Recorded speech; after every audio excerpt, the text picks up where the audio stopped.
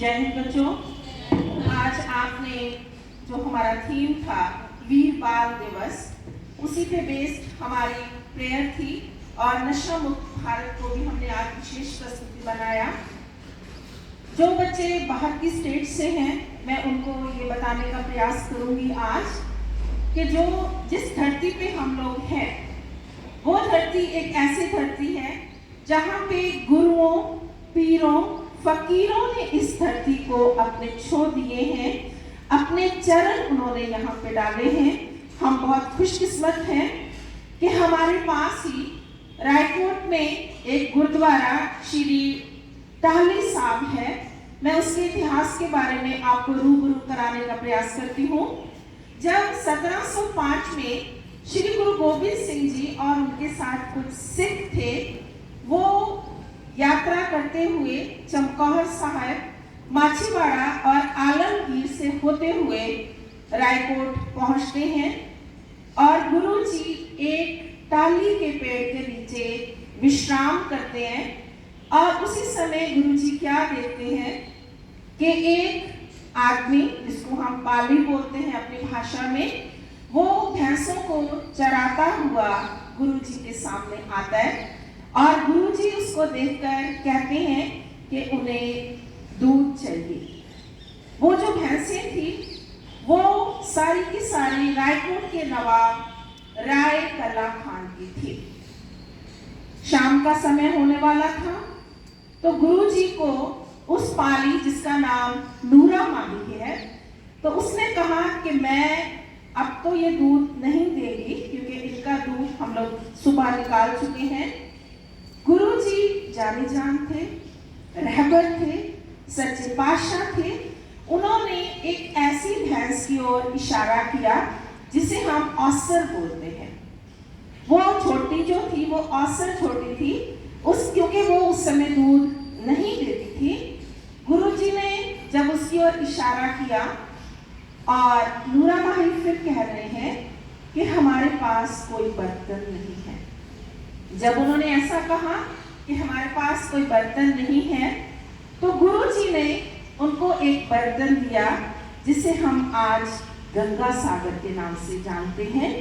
बच्चों, उस गंगा सागर में बहुत सारे होल्स थे और नूरा माही ने जब देखा कि मैं अगर इसमें दूध निकालूंगा तो दूध तो बह जाएगा, बट गुरु जी ने कहा कि बच्चों, जो बच्चे भैंसों का काम करते हैं अपने घरों में देखते हैं, जब हम दूध होने के लिए बैठते हैं तो एक जस्ट थापी दी जाती है उस भैंस को। तो नूरा माही ने थापी दी और वो बैठ गए, दूध निकाला गया। देखिए गुरु की महिमा कि एक भी दूध का धार नीचे नहीं गिरी, वो सारी की सारी गंगा सागर में इकट्ठी हो गई। नूरा माही हैरान हो गया कि ये कैसा कौतक है, ये कौन है।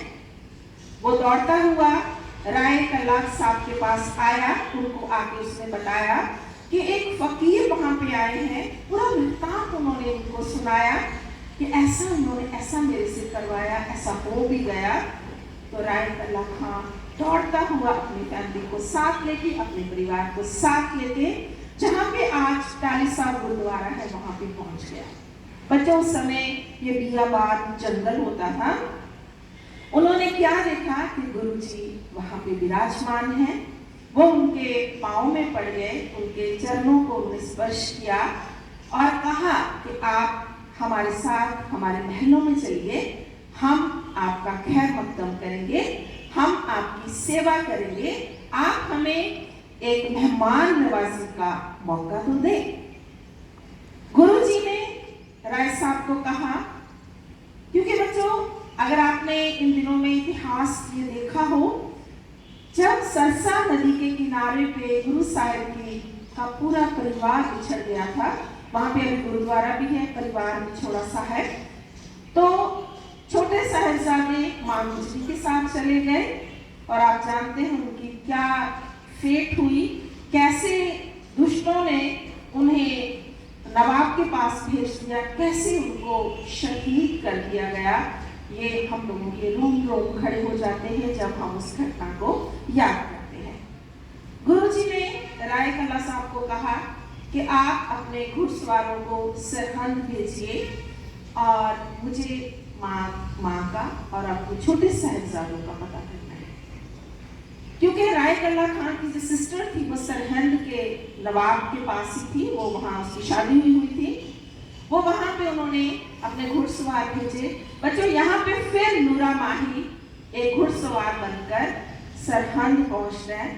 वहाँ जाके उसको सारा वृत्तांत पता चलता, उसका मन दुखी हो जाता है। वो वापस रायकोट पहुँचता है और गुरुजी के सामने हाथ जोड़ के खड़ा हो जाता है। गुरुजी तो जाने जानते, उनको पता लग चुका था कि क्या हो चुका है, बट वो नूरा माही के मुंह से सुनना चाहते थे। तो नूरा माही ने बहुत दुखी मन से गुरुजी को पूरा वृत्तांत सुनाया।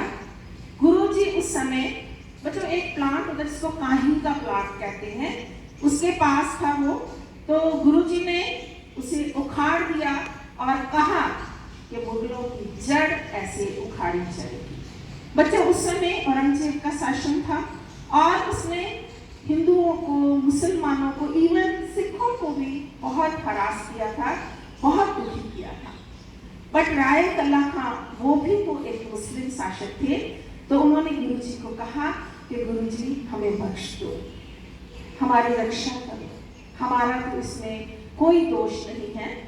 तो गुरुजी ने उन्हें एक खंडा साहिब, गंगा सागर और रहल, इसके ऊपर हम रख के पाठ करते हैं, वो उनको बख्शिश की और कहा कि अगर इनको धर्म के नाम पे इस्तेमाल करोगे तो युगों युगों तक तुम्हारा नाम रहेगा।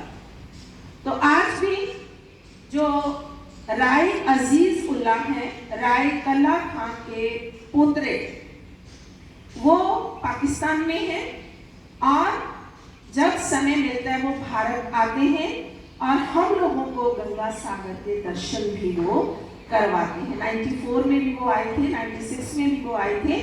जब भी SGPC यहाँ से उन्हें रिक्वेस्ट करती है तो वो अपने गंगा सागर के साथ हमारे देश में आते हैं।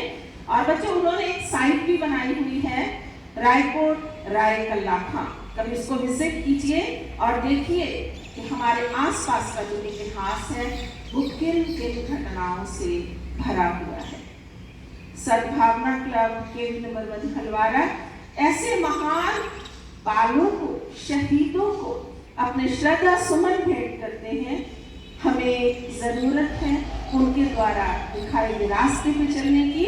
हमें अपने को नशा मुक्त भी करना है ताकि गुरुओं की जो शहीदियां हैं, जो साहिबजादों की शहीदियां हैं, वो बेकार आ जाए ना।